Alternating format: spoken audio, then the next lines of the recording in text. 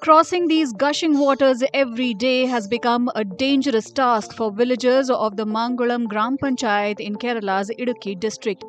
One wrong step and they could plunge into the river below.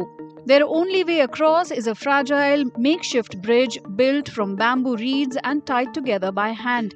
For the children of this remote tribal settlement, this delicate structure is the only path to school. മഴക്കാലത്താകുമ്പോഴത്തേനും 2018 തകർന്നു പോയ പാലമാണിത്.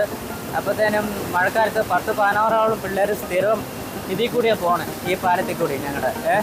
അപ്പോഴത്തേനും ഭയങ്കര ബുദ്ധിമുട്ടുണ്ട്. 5-6 കൊല്ലമായിട്ട് ഈ പാലത്തിൽ കൂടിയാണ് ഞങ്ങൾ നടക്കുന്നത്, ഈറ്റപ്പാലത്തിൽ കൂടി. അപ്പോഴത്തേനും കഴിഞ്ഞ ദിവസം ഒരു 2ാം ക്ലാസ്സിൽ പഠിക്കുന്ന കൊച്ചൊക്കെ ആണെങ്കിൽ അപ്പുറത്തെ പാലത്തിൻ്റെ സൈഡിലായിട്ട് കാല് തന്നിപ്പോയിട്ട് കമ്പി തൂങ്ങിക്കിടന്നാണ് രക്ഷപ്പെട്ടത്.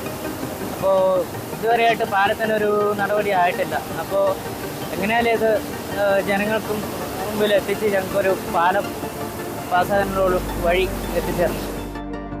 2 bridges in the village collapsed during heavy floods a few years ago. With no replacements built since, the community says they had no choice but to take matters into their own hands. വലിയ നേരത്തുള്ള പാലം ഉണ്ടായിരുന്നു, അതിപ്പോൾ പോയി. ഞങ്ങൾ സ്വന്തമായിട്ട് ഇത് 2-3 കൊല്ലമായിട്ട് പണിന്ന് ഇത് ഉണ്ടാക്കുമായി. അതിപ്പോൾ എല്ലാം പോയതാണ് പാലം. അരി മേടിക്കണമെന്ന് ഈ പാലത്ത് തന്നെ ഞങ്ങൾ കറങ്ങാൻ പോകും. ഇനി നടക്കില്ല. അങ്ങനെയുള്ള പ്രശ്നമാണ്. പാലം ഇത് തന്നെ. കുട്ടികൾ 10 ആണ് കാണും. കൂടി പോകുന്നുണ്ട്, ഇവിടെ ചിക്കൻ കൂടി പോകുന്നുണ്ട് താഴെ. ഭയങ്കര പേടിയാണ്. പേടിക്കാതിരിക്കാൻ പറ്റത്തില്ല. ഞങ്ങളൊരു പാലമല്ലേ അത്. ആർക്കും പോകത്തില്ല, അത് ഞങ്ങൾ മാത്രമേ ഉള്ളൂ.